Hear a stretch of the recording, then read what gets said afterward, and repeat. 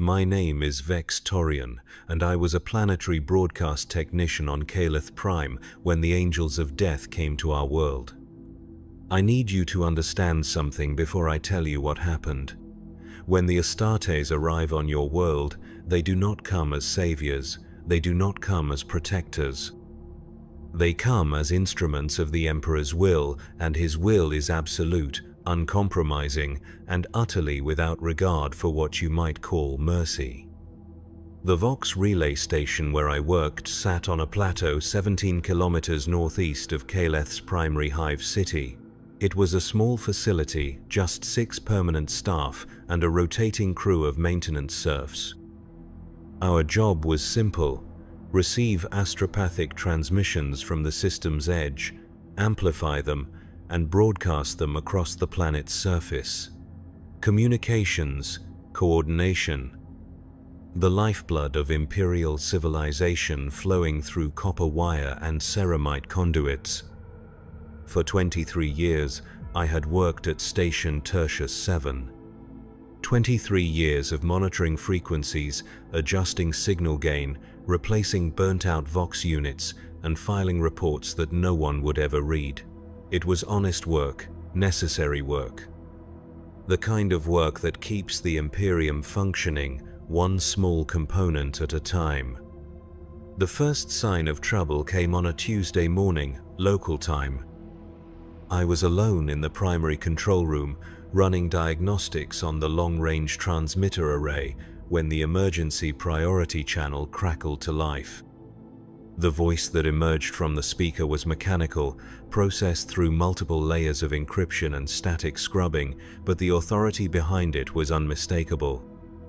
All civilian broadcasting facilities, priority override Crimson, Imperial Navy Battle Group entering system, prepare for communications blackout, duration unknown, compliance is mandatory. That was it. No explanation, no context, no reassurance that everything would be fine, that the Navy was here to help, that loyal Imperial citizens had nothing to fear. Just a command, cold and absolute. I followed protocol, switched all active transmissions to standby, activated the emergency beacon that would signal our compliance to any Imperial vessels in orbit, locked down the transmitter array and secured all classified materials in the vault beneath the station, standard procedure during military operations, though I had never actually had to implement it before. Then I waited. The sky above Calith Prime began to change 3 hours later. Ships emerged from the warp at the system's edge, their massive forms visible even from the planet's surface as they caught and reflected the light of our star. Not the sleek, predatory shapes of Navy vessels I had expected, but something else, something larger, blockier, more brutal in their design. Astartes battle barges. I recognized them from the propaganda vids and training materials every Imperial citizen was required to study. The Emperor's Angels, his Space Marines, coming to our world. My first thought, Emperor forgive me, was not relief or gratitude, it was fear. You see, when the Astartes come to your world, it means something has gone very, very wrong. They are not dispatched for minor infractions or routine compliance checks. They are unleashed when entire systems hang in the balance, when the very fabric of Imperial authority is threatened, when lesser forces have failed and only the most extreme measures remain. What had we done? What had happened on Calith Prime that required the attention of the Emperor's finest warriors? I activated the station's passive monitoring array and began scanning local frequencies, searching for any clue about what was unfolding. The civilian channels were chaos. Reports of orbital bombardments on the planet's secondary continents, mass arrests in the hive cities, whole districts going dark, their Vox networks suddenly silent. But it was the military frequencies that truly chilled me. Fragments of transmissions, heavily encrypted and mostly incomprehensible, but the emotion behind them was clear enough. Panic, desperation. The kind of fear that comes when trained soldiers realize they are facing something beyond their understanding or ability to combat. Sector 7. 7 compromised. Repeat. Sector 7. 7 is lost. Request immediate extraction. Position overrun. Emperor preserve us, they're in the walls. All units fall back to secondary perimeter.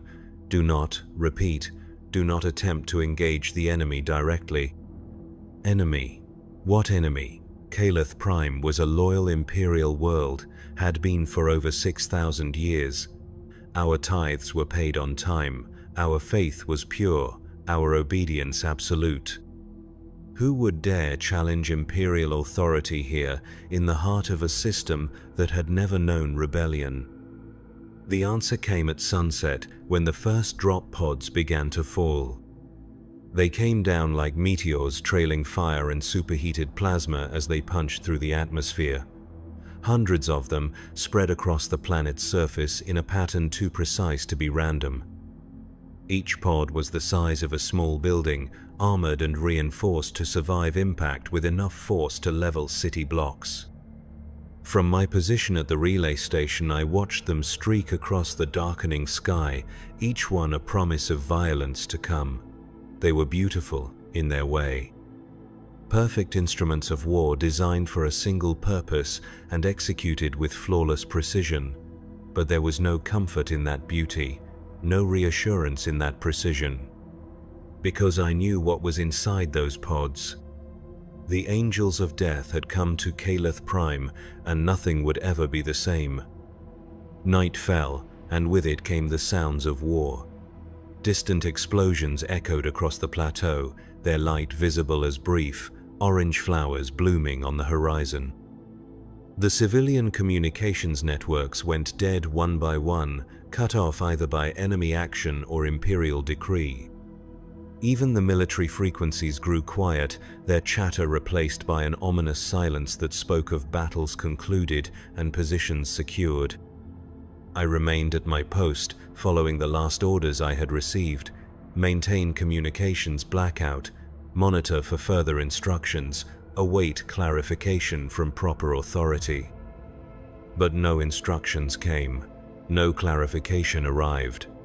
The hours passed in tense silence, broken only by the distant thunder of warfare and the occasional crackle of static from the dead comm channels. It was during the deepest part of the night, when even the sounds of battle had faded to whispers, that I heard the footsteps. Heavy, measured, purposeful, the sound of armored boots on metal decking, coming from somewhere beneath the station, the maintenance tunnels perhaps, or the equipment bays on the lower levels. Someone was inside the facility, moving with the confidence of someone who belonged there, who had every right to be there. But I knew that was impossible. The station's security systems would have alerted me to any breach. The access codes were changed weekly, known only to authorized personnel. No one could simply walk into a strategic Imperial communications facility without triggering a dozen different alarms. Unless, of course, they were someone for whom locked doors and security systems were merely minor inconveniences. Someone with the authority to go anywhere, do anything, take whatever actions they deemed necessary in service of the Emperor's will.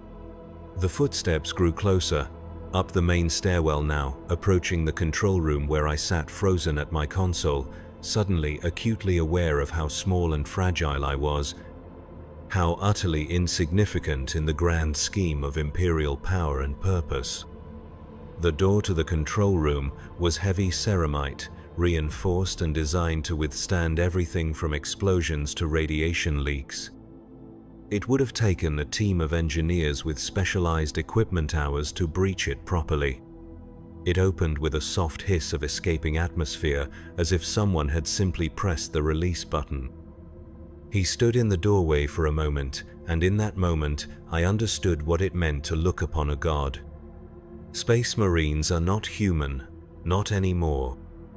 Whatever they once were, whatever genetic heritage they might have shared with the rest of us, the process of their creation has transformed them into something else entirely, something larger, stronger, more perfect, and more terrible. The warrior who entered my control room stood nearly 3 meters tall, his massive frame encased in power armor that hummed with barely contained energy. The armor itself was a work of art, every plate and joint crafted with a precision that spoke of millennia of technological advancement. But it was also practical, functional, designed for war in its purest, most absolute form.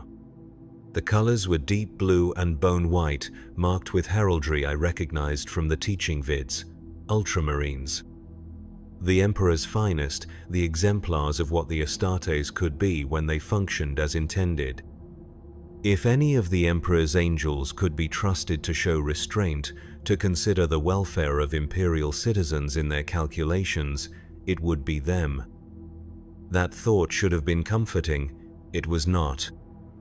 The Space Marine's helmet was a masterwork of intimidation, its lenses glowing with a cold electronic light that seemed to pierce straight through flesh and bone to examine the soul beneath. When he turned his head to look at me, I felt something inside my chest clench tight, as if my heart had forgotten how to beat properly. "Vextorian," he said, and his voice was like distant thunder filtered through a Vox grill. Each word was perfectly pronounced, utterly without emotion, carrying the weight of absolute authority. Planetary Broadcast Technician, Classification 7 Delta Prime, age 47 standard Terran years, service record clean, loyalty rating acceptable. He knew me, not just my name, but my entire history, my classification, my service record, details that should have been buried in bureaucratic files somewhere in the Hive City's administrative centers. The implications of that knowledge settled over me like a burial shroud. "My lord," I managed to say, though my voice came out as barely more than a whisper. The proper forms of address drilled into every Imperial citizen from birth. Show respect, show deference, show absolute, unquestioning obedience to those who serve the Emperor more directly than you ever could. The Space Marine stepped fully into the control room, and I became acutely aware of just how small the space was. His presence filled it completely, making the banks of monitors and communication equipment seem like toys in comparison. The deck plates groaned under his weight, and I could hear the subtle whir of servo motors adjusting to maintain his balance. "You have maintained operational security during the current military action," he continued, his gaze never leaving my face. "This compliance is noted and appreciated." Appreciated. As if my obedience to direct orders was somehow optional, something for which gratitude was appropriate rather than simple expectation. The disconnect between his words and the reality of my situation was almost surreal. "Thank you, my lord," I replied, because what else could I say?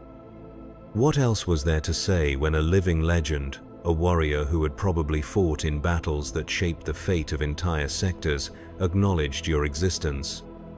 He moved to one of the monitoring stations, his armored fingers manipulating the controls with surprising delicacy. The movements were precise, economical, completely familiar.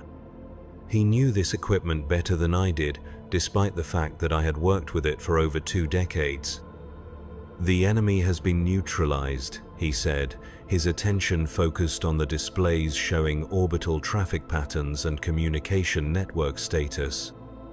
Resistance was more extensive than initial intelligence indicated, but within acceptable parameters for containment and elimination. Enemy, that word again, on my world, in my system, among people I might have known, might have worked with, might have shared meals with in the Hive City's communal dining halls. "What enemy, my lord?" The question slipped out before I could stop it, born of 23 years of professional curiosity about the information flowing through my station. The moment the words left my mouth, I realized how presumptuous they sounded, how far beyond my station it was to question the actions of the Emperor's angels. The Space Marine turned to look at me again, and this time I could feel the weight of his attention like a physical thing pressing down on my shoulders. For several long seconds he said nothing, and I began to wonder if I had just made the last mistake of my life. Genestealer cult, he said finally. Fourth-generation hybrids, approximately 60% of the planetary population. Infiltration began approximately 3 centuries ago. Recent acceleration in breeding patterns and coordination indicated imminent planetary scale uprising. The words hit me like a physical blow. 60%, 3 centuries, recent acceleration. Genestealers. The nightmare that haunted every loyal Imperial citizen's dreams. Alien parasites that could infect human beings, twist their genetic structure, turn them into something that looked human but served alien masters with absolute devotion. They were the perfect infiltrators, the perfect corruptors, spreading their taint through families and communities until entire worlds fell to their influence without ever realizing what was happening. And they had been here on Caleth Prime for 300 years, long enough to infect generations, long enough to spread through every level of society, every institution, every family. 60% of the population. My neighbors, my colleagues, the people I bought groceries from, the mechanics who serviced my ground car, the administrators who processed my work reports. 3 out of every 5 people I had ever met on this world had been infected by alien influence, transformed into something that only looked human. And I had never known, never suspected, never seen any sign that anything was wrong. How? I asked, and this time I did not care if the question was presumptuous. How did they hide it so well? How did they infiltrate so deeply without anyone noticing? The Space Marine paused in his examination of the equipment, his helmet turning toward me with mechanical precision. Again, that sense of being examined, evaluated, measured against some standard I could not even comprehend. They did not hide, he said. The signs were there. Subtle changes in behavior patterns. Slight alterations in biochemical markers. Anomalous birth rates in certain population centers. The data was collected, analyzed, and reported through proper channels. The threat was identified and classified for elimination. Identified and classified, as if the corruption of an entire world's population was simply another administrative task to be processed and filed. The casual tone in which he delivered this information was somehow more chilling than any amount of rage or hatred would have been. But we didn't know. I said, the population, I mean. We weren't warned. We weren't told to watch for signs or to report suspicious behavior or to take precautions. Correct, the Space Marine replied. Public awareness of Genestealer infiltration would have accelerated their timetable and forced premature action. The cult would have gone underground, made themselves harder to identify and eliminate. Instead, they were allowed to operate openly while comprehensive intelligence was gathered on their leadership structure, breeding facilities, and communication networks. Allowed to operate openly, while comprehensive intelligence was gathered. The implications of what he was saying began to sink in, and with them came a cold understanding that made my hands shake as I gripped the edge of my console. We had been bait. The entire loyal population of Caleth Prime, all the uninfected citizens who had continued their lives in ignorance, had been used as bait to draw the Genestealers into the open. The Imperium had known about the infestation for Emperor knew how long, had watched it spread and grow and corrupt more and more of the population, all while gathering data and preparing for this moment. How many people had died because they were not warned? How many had been infected who might have been saved if they had known what to watch for? How many families had been destroyed while Imperial intelligence agencies quietly observed and took notes?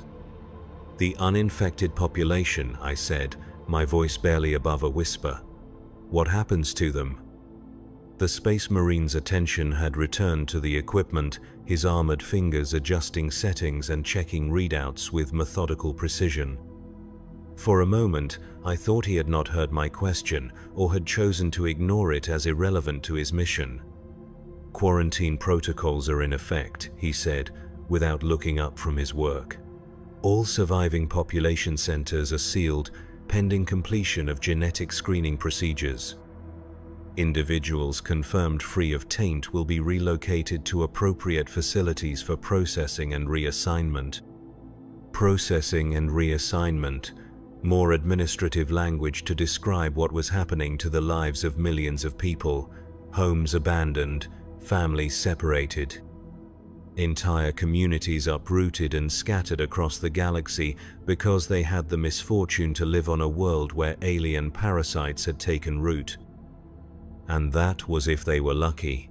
If the screening procedures actually worked, if they could prove their genetic purity to the satisfaction of whoever was conducting the tests.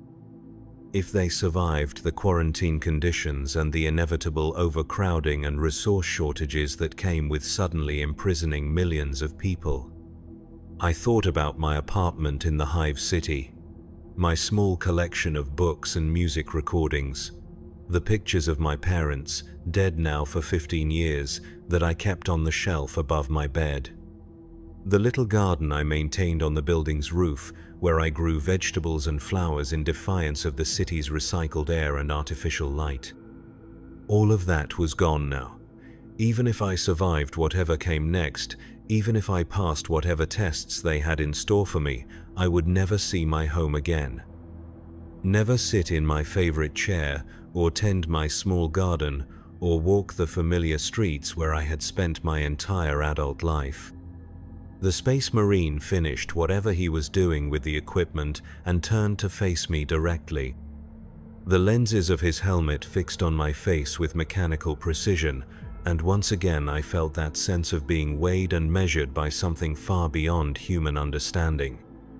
"You will remain at your post," he said.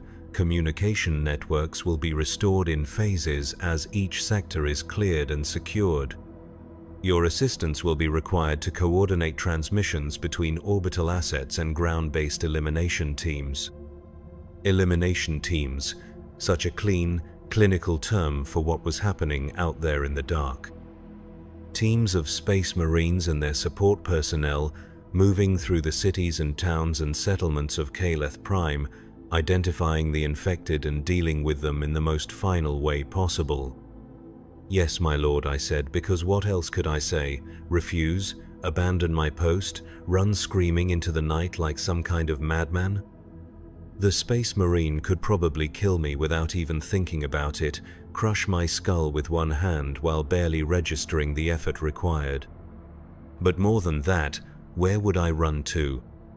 What shelter could I find on a world where 60% of the population had been revealed as alien-tainted monsters, and the remaining 40% were being processed through quarantine camps like livestock? "One more thing," the Space Marine said, and something in his tone made me look up from my hands, meet those glowing lenses directly for the first time since he had entered the room. "You will not speak of this conversation to anyone, not to other Imperial personnel, not to the elimination teams, not to the processing staff when you are eventually transferred to quarantine. The details of ongoing operations are classified at levels far above your clearance rating." "I understand, my lord." "Do you?" he asked, and now there was something different in his voice. Not anger, exactly, but a kind of cold intensity that made the hair on the back of my neck stand up. "Do you truly understand what you have witnessed here, what you have learned?" I thought about that question, really thought about it, and realized that I did understand, more than I wanted to, more than was comfortable, or safe, or sane. I understood that the Imperium had known about the gene stealer infestation on my world for decades, possibly centuries, and had done nothing to warn the population or prevent its spread. I understood that millions of innocent people had been sacrificed as part of some larger strategic calculation. their lives deemed acceptable losses in service of gathering intelligence and preparing for total elimination of the threat. I understood that the Space Marine standing before me had probably participated in similar operations dozens or hundreds of times, that the clinical detachment with which he discussed the destruction of entire populations was born of experience with exactly this kind of decision-making. And I understood that from the perspective of the Imperium, of the Emperor's angels, of anyone operating at the level of galactic strategy and species-wide survival, this was the right choice. The only choice. The necessary choice. Because gene stealers were not just an enemy to be defeated, they were a corruption to be purged, a taint that spread through contact and proximity, and the simple act of existing in the same space as unprotected humans.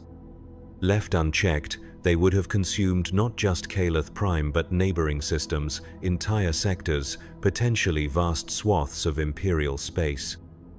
Better to sacrifice one world and its population than to lose 100.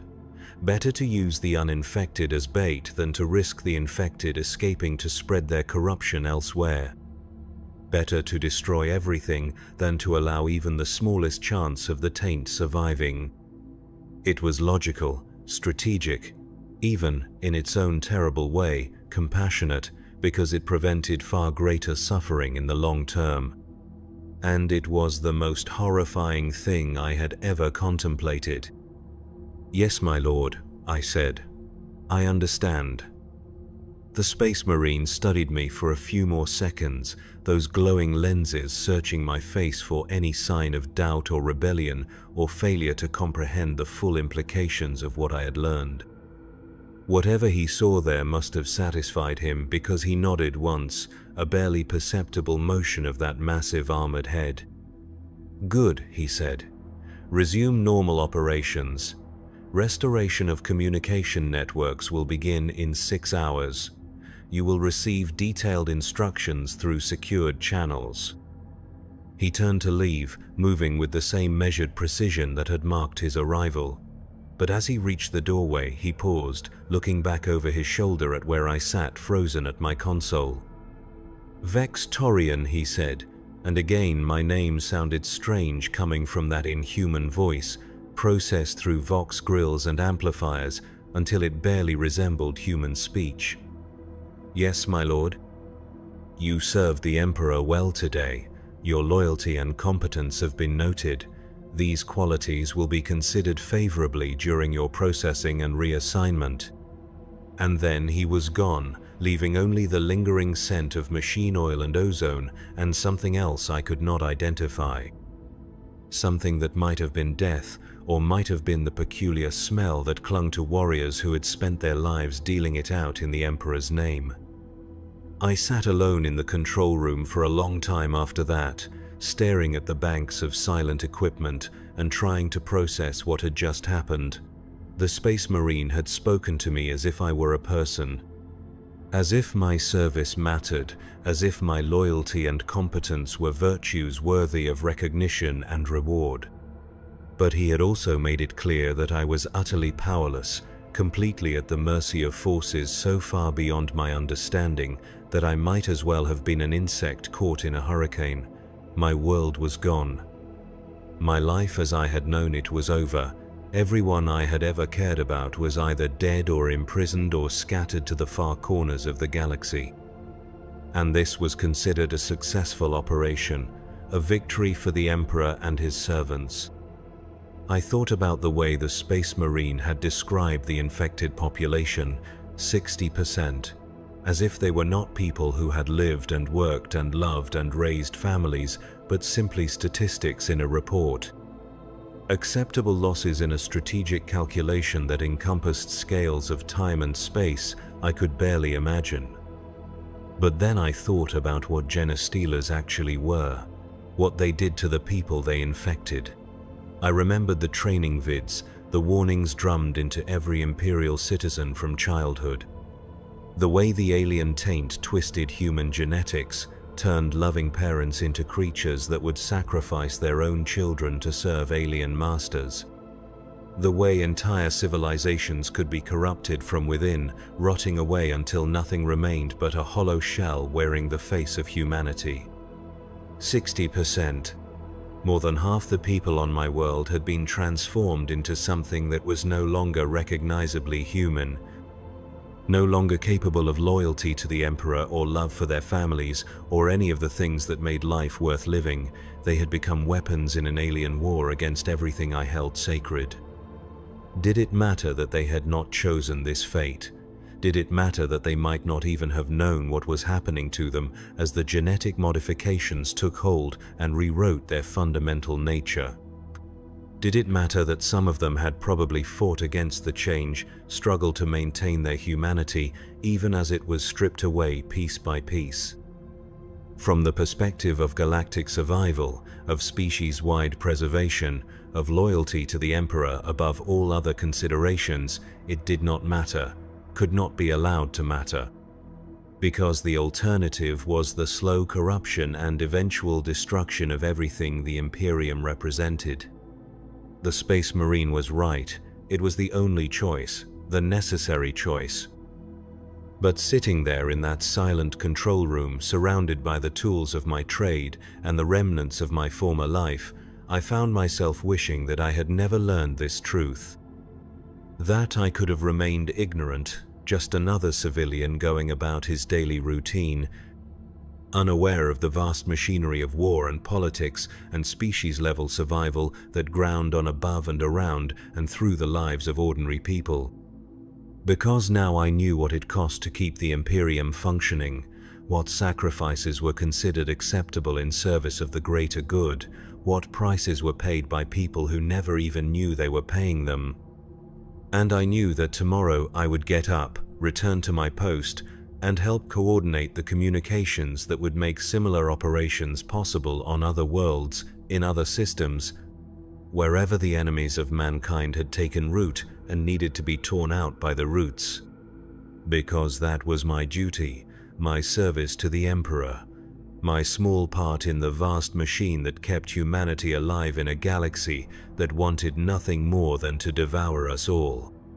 The Space Marine had called me loyal, had said my competence was noted and would be considered favorably, had treated me for a few brief minutes as if my existence mattered to someone other than myself. It should have been an honor. The recognition of one of the Emperor's angels was something most Imperial citizens could only dream of, a validation that their lives had meaning beyond the simple continuation of biological functions.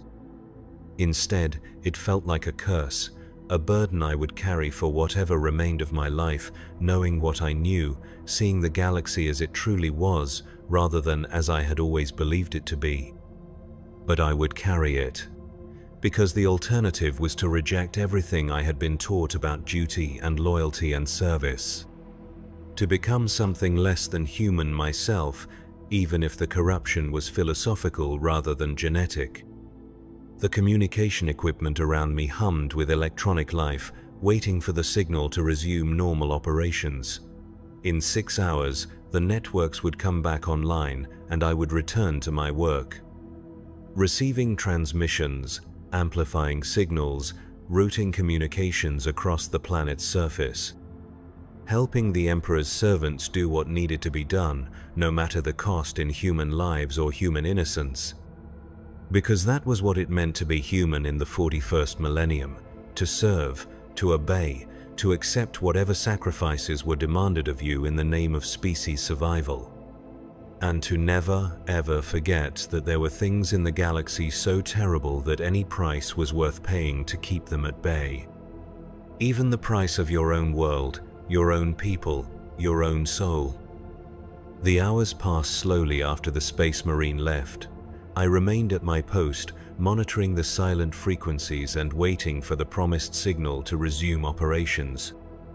The control room felt different now, smaller somehow, as if the presence of something so far beyond normal human experience had permanently altered the dimensions of the space. Outside, the sounds of warfare had faded to occasional distant rumbles, like thunder from a storm moving away toward the horizon.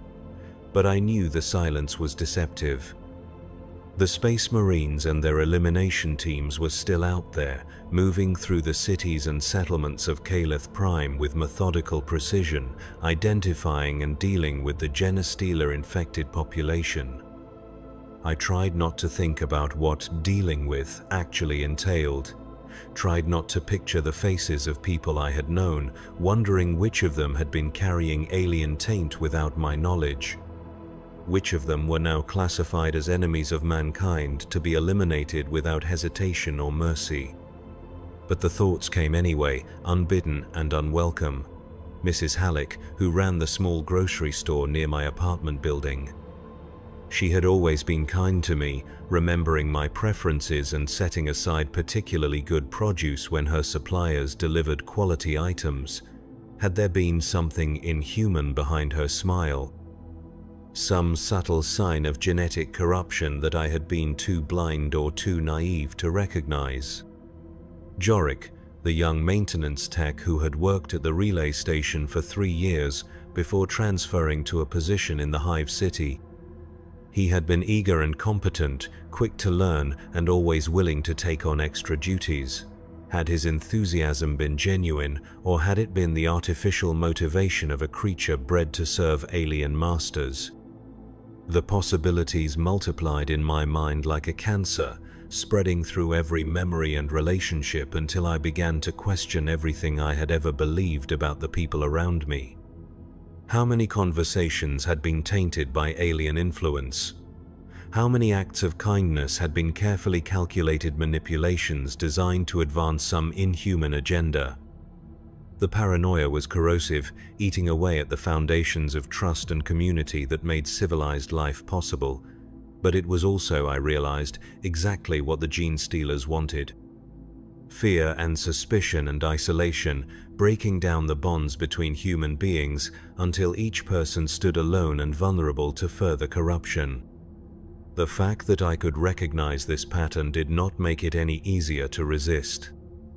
Knowledge of a trap is not the same as the ability to avoid it, especially when the trap is built into the fundamental structure of your own thoughts and memories.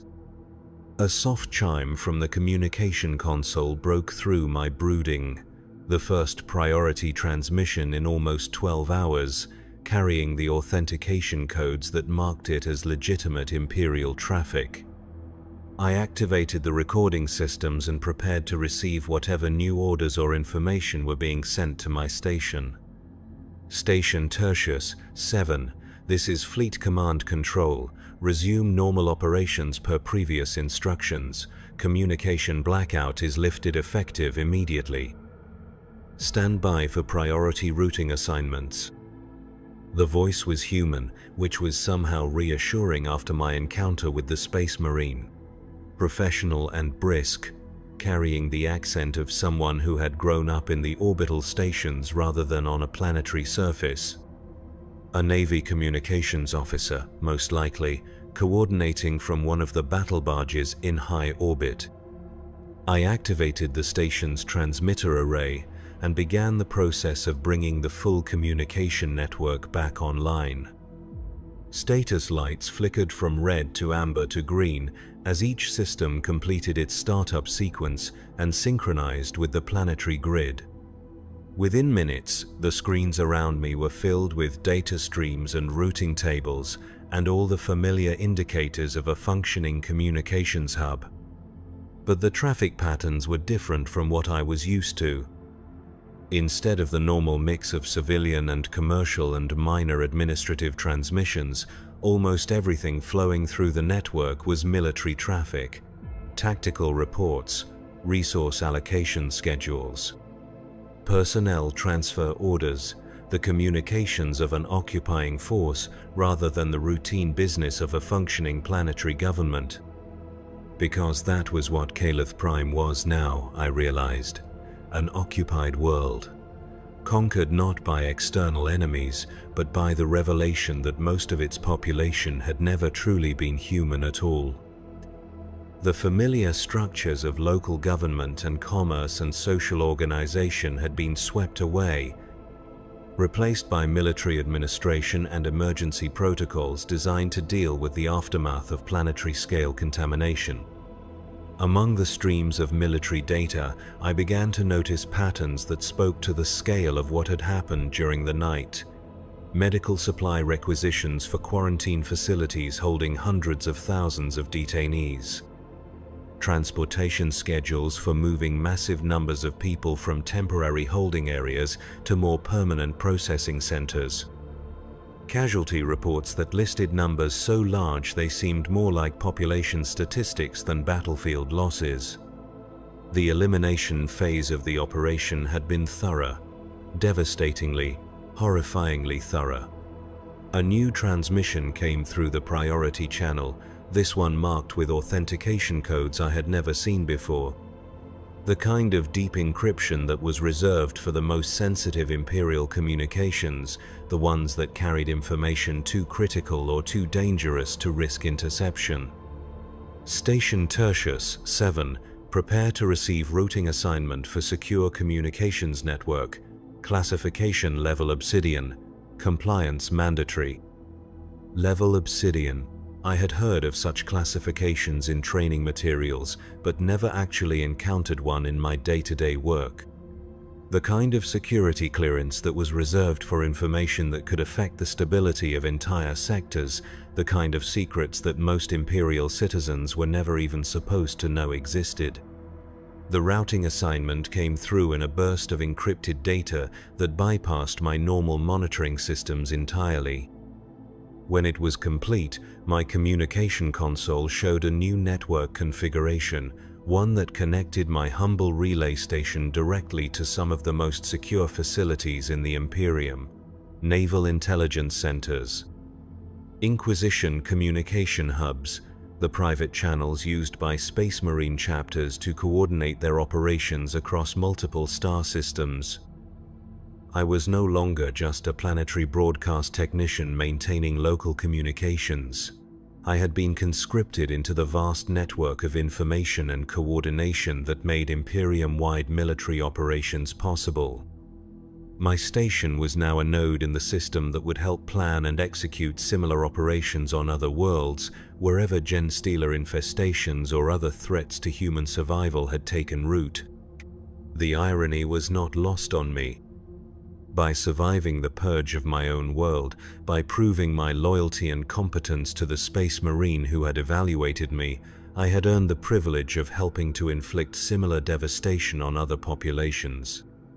Other worlds, other ordinary people who had committed no crime beyond the misfortune of living in places where humanity's enemies had established themselves. It was an honor in the twisted logic of Imperial service.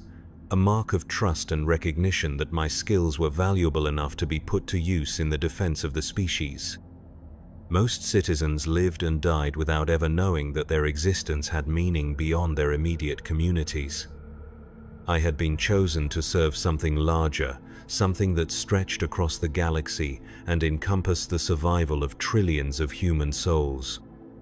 The first transmission through the new secure network came less than an hour later.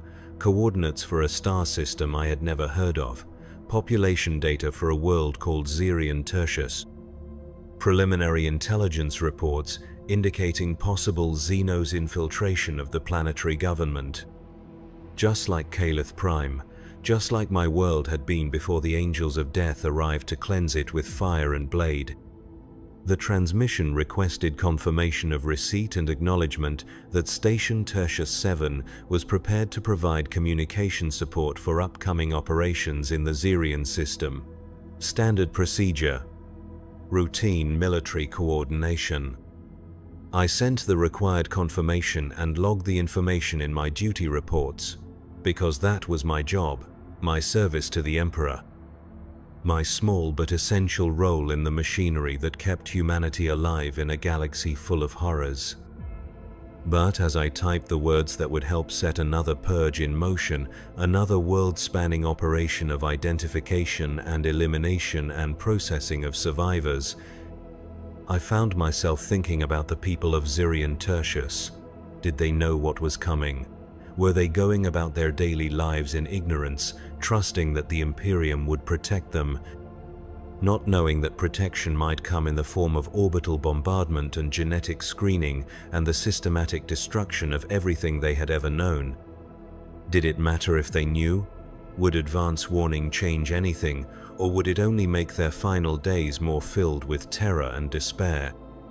I finished my reports and filed them in the appropriate databases, updated my duty logs to reflect the new responsibilities and clearance levels, adjusted the station's monitoring systems to handle the increased traffic from the secure networks.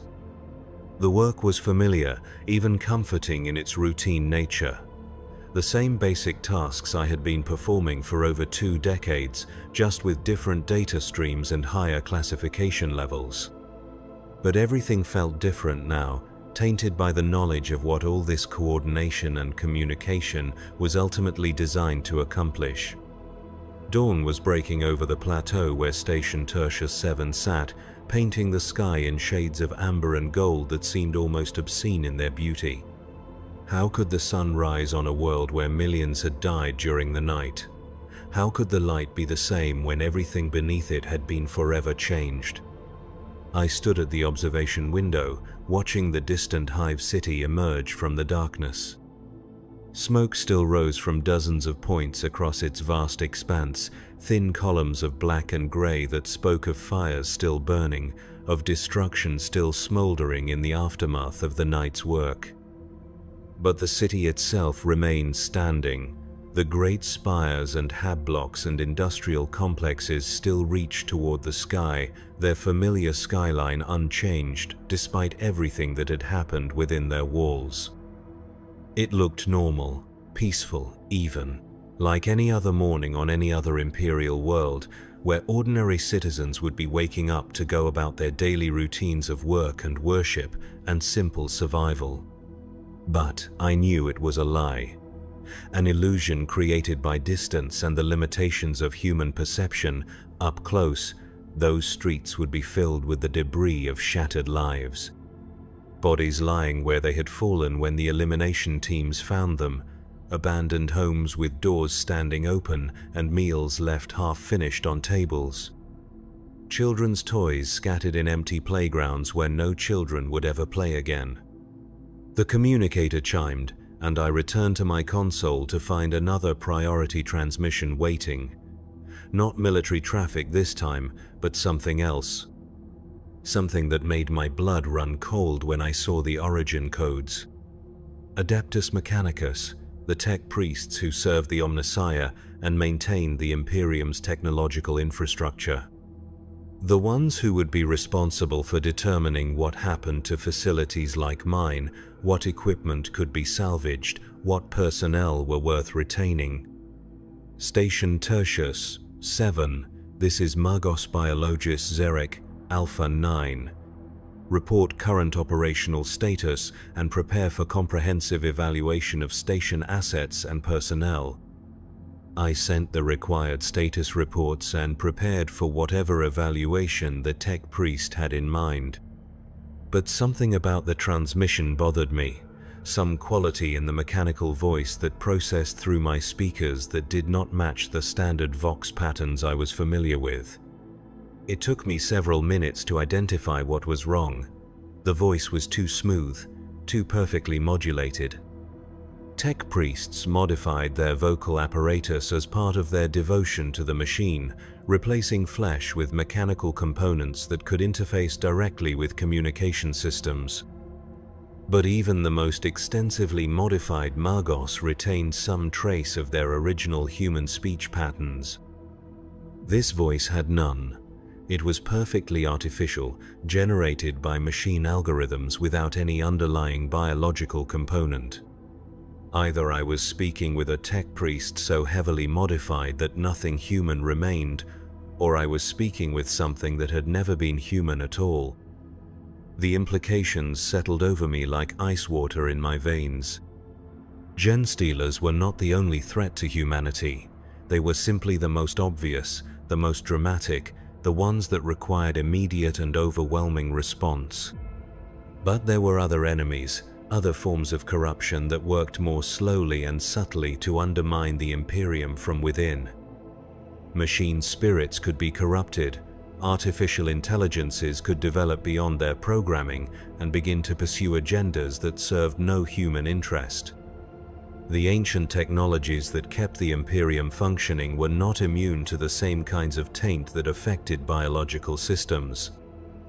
And if the Adeptus Mechanicus itself had been compromised, if the tech priests who maintained our communication networks and transportation systems and weapon platforms had been infiltrated by something inhuman, then the purge of Calith Prime might have been nothing more than the opening move in a much larger game. I completed the requested data transfers and prepared my station for inspection, but my hands were shaking as I worked the controls. How deep did the corruption go? How many of the Imperial institutions I had trusted with my life and loyalty had been undermined by enemies that wore human faces and spoke with human voices, but served alien or artificial masters? The evaluation proceeded according to standard protocols: system diagnostics, personnel interviews, equipment inspections. All perfectly normal and routine, the kind of bureaucratic process that kept the Imperium's vast administrative machinery functioning. But I found myself analyzing every interaction, looking for signs of deception or manipulation or inhuman motivation. Was the tech priest's interest in my personal history routine due diligence, or was it something more sinister? Were the questions about my family background and genetic lineage standard security screening, or was something trying to determine whether I carried traits that could be exploited for some alien purpose? The paranoia was exhausting, but I could not make it stop. Every voice that came through my communication systems might be the last human contact I would ever have. Every order I received might be designed to advance the agenda of something that wanted to see humanity destroyed or enslaved or transformed into something unrecognizable. But I followed the orders anyway, transmitted the data, answered the questions, maintained my post and performed my duties with the same competence and loyalty that had earned me recognition from a space marine. Because what else could I do? Refuse to cooperate, abandon my station, run screaming into the wasteland and hope to find some pocket of uncorrupted humanity where I could live out my remaining years in peace? There was nowhere to run, nowhere to hide. The galaxy was full of enemies and dangers and forms of corruption so subtle that they might not be detected until entire civilizations had fallen to their influence. The only safety lay in service to the Emperor, in loyalty to his servants, in faith that somewhere in the vast hierarchy of Imperial authority there remained enough uncorrupted human leadership to guide the species through whatever trials awaited. But even that faith was tainted now, poisoned by the knowledge that 60% of my world's population had been alien-influenced without anyone noticing. That the Space Marines who had come to save us had allowed the corruption to spread for decades or centuries while they gathered intelligence. That the Adeptus Mechanicus personnel evaluating my station might themselves be something other than human. Day turned to night, and still the transmissions continued. More worlds identified for investigation, more populations marked for screening or elimination. More ordinary people like myself being swept up in operations they could not understand and could not escape. I processed it all with mechanical efficiency, routing communications and maintaining network integrity and filing reports that would help coordinate the next phase of whatever vast plan was unfolding across the galaxy. My small part in something so large that I could not even begin to comprehend its scope or purpose. But late that night, when the traffic had slowed to routine maintenance transmissions and status updates, I received one final message that made everything else seem insignificant by comparison. It came through the most secure channel available to my station, encrypted with codes that should have been impossible for me to decrypt. But somehow the message appeared on my primary display in clear text, as if the encryption meant nothing, as if whoever had sent it wanted me to understand every word. Vextorian, your service has been exemplary, your loyalty has been noted, your survival has been arranged. But survival is not the same as safety. Remember what you have learned.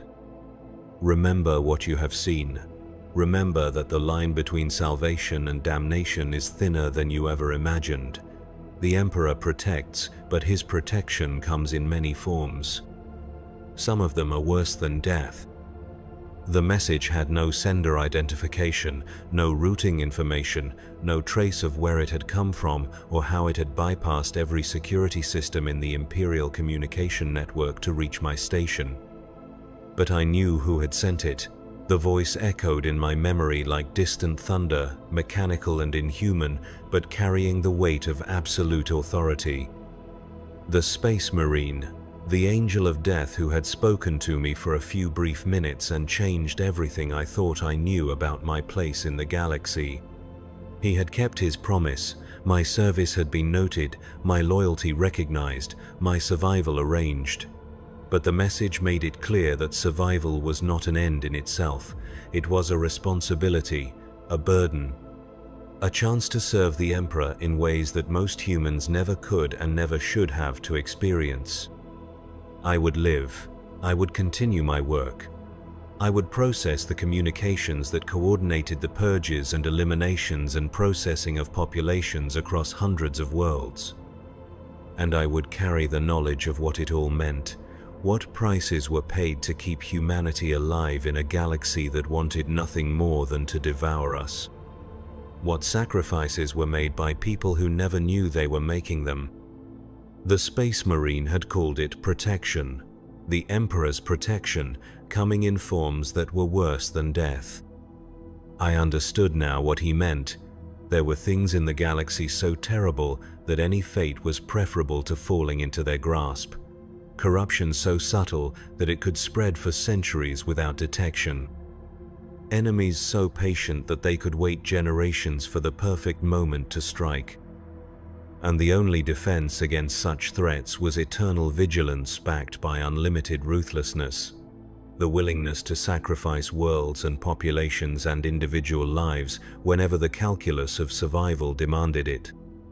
I had been spared not because I deserved mercy, but because I could serve a purpose. Because my small skills and knowledge could contribute to the vast machinery of war and surveillance and elimination that kept the human species from extinction. It was an honor, a privilege, a recognition that my existence had meaning beyond my own personal happiness or comfort. But sitting there in that silent control room, surrounded by the tools of my trade and the weight of knowledge I could never share with another human being, I found myself wondering if the Space Marine had been wrong about one thing. Maybe there were fates worse than falling to the galaxy's enemies. Maybe there were forms of corruption more subtle than alien genetic manipulation or machine spirit infiltration. Maybe the worst corruption of all was the slow erosion of everything that made life worth living, replaced by an existence dedicated entirely to survival at any cost. The communicator chimed softly, and another routine transmission began to scroll across my screens.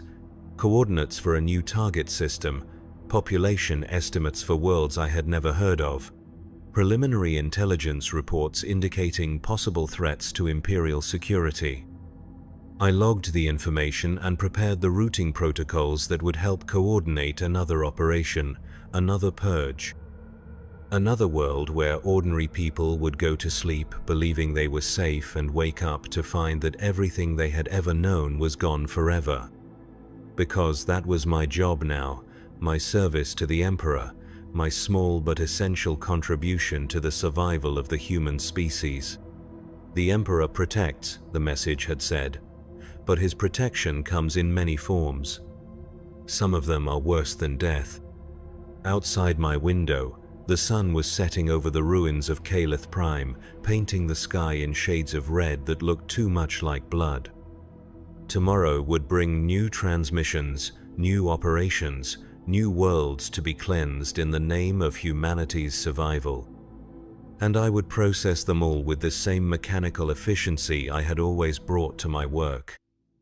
Because the alternative was to acknowledge that the galaxy was too horrible to bear, that the choices required for survival were too terrible to contemplate, that the price of the Emperor's protection was higher than any sane mind could accept. So I would remain sane by becoming something less than human myself, a component in the vast machine that ground up worlds and lives and souls in service of a future that might never come. The Space Marine had been right about everything. My loyalty had been noted. My survival had been arranged. My service would continue for as long as the Imperium had need of technicians to process the communications that made genocide possible. But as I sat alone in my control room, watching the last light fade from a sky that would never look the same again, I realized that he had also given me a gift more precious than survival. He had shown me the truth, the real cost of the Emperor's protection, the price that ordinary people paid so that the human species could continue its struggle against a galaxy full of enemies. Some of them are worse than death. I keyed in the response codes for the latest batch of operational orders and prepared for another night of routing messages that would help coordinate the elimination of populations I would never meet on worlds I would never see. The Emperor protects. And his protection would continue world by world, system by system, until every trace of corruption was burned away and only the pure and loyal remained. Or until there was nothing left of humanity worth protecting. Either way, I would be at my post, processing the communications that made it all possible, carrying the knowledge that no one else could be allowed to share.